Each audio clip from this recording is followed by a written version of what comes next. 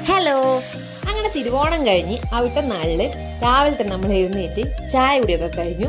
പിന്നെ അമ്മക്ക് ഭയങ്കര സമ്മലായിരുന്നു വീഡിയോൻ്റെ മുമ്പിൽ വരാൻ. നമ്മളതൊന്നും മൈൻഡാക്കാറില്ല.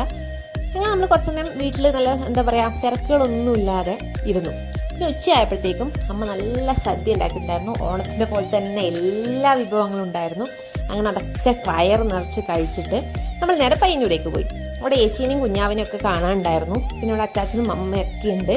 അങ്ങനെ നമ്മൾ ബസ്സൊക്കെ കയറി അങ്ങോട്ട് പോയി. പിന്നെ അവിടെ നിന്നായിരുന്നു നമുക്ക് ബാംഗ്ലൂരേക്ക് തിരിച്ചു വരാനുള്ള ബസ്. അവിടെ എത്തിയിട്ട് നമ്മൾ കുറച്ച് എല്ലാവരോടും സംസാരിച്ചിരിക്കുമ്പോഴത്തേക്കും നമ്മൾ ബസ്സിൻ്റെ ടൈമായി. പിന്നെ നമ്മൾ നേരെ ബസ് സ്റ്റാൻഡിലേക്ക് വന്നു. അവിടുന്ന് ഒരു ചായയും നല്ല റോളും പരിപ്പൊടിയൊക്കെ കഴിച്ചിട്ട് ബസ് കയറാൻ വേണ്ടിയിട്ട് സ്റ്റാൻഡിലേക്ക് പോയി. അപ്പോഴേക്കും നമ്മുടെ ബസ് അവിടെ തന്നെ ഉണ്ടായിരുന്നു. അപ്പം നമുക്ക് അടുത്ത വിശേഷങ്ങളൊക്കെ ബാംഗ്ലൂർ എത്തിയിട്ട് കാണാം. Okay, by.